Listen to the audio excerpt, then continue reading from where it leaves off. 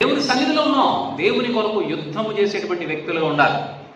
నీ స్తుతులే దేవుని కొరకు యుద్ధము చేసేటువంటి ఆయుధాలు. నీ ఆరాధనే దేవుని కొరకు నువ్వు చేసేటువంటి యుద్ధం. దేవుని వాక్యాన్ని నీ లోపల నువ్వు దాచుకోగలగటమే నువ్వు నీ దేవుని పక్షముగా నిలబడి కత్తి తిప్పగలిగేటువంటి సామర్థ్యం. What are you doing? ఏం చేస్తున్నావు?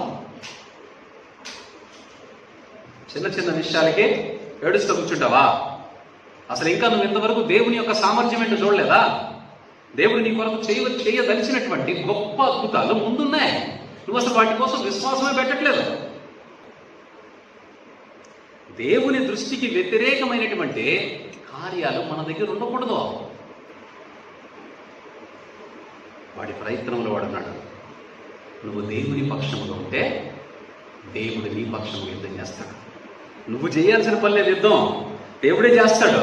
నువ్వు దేవునికి ఇవ్వవలసినటువంటి ప్రాధాన్యత, దేవునికి స్తుతి, దేవునికి ఆరాధన, దేవుని వాక్య ధ్యానము, నీవు దేవుని యొక్క సర్వాంగ కవచమును ధరించుకోగలిగితే దేవుడు నీతోనే వాణ్ణి చితక దొరికిస్తాడు.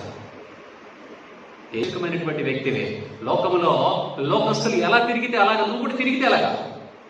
వాక్యము నీకు రుచి తగలాలి, నీకు స్పర్శ తగలాలి. వచ్చాము, విన్నాము, వెళ్ళిపోయామంటే కుదరదు. నేను గుచ్చుతూ ఉండాలి.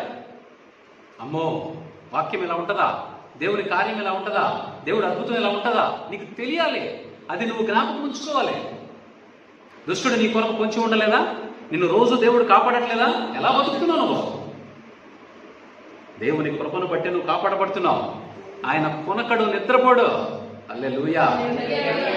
నిన్ను కాపాడవాడు కొనకడు, నిద్రపోడు. అలాంటి దేవుడు నీ పక్షంగా ఉండబట్టి నువ్వు సజీవుడిగా ఉన్నావు.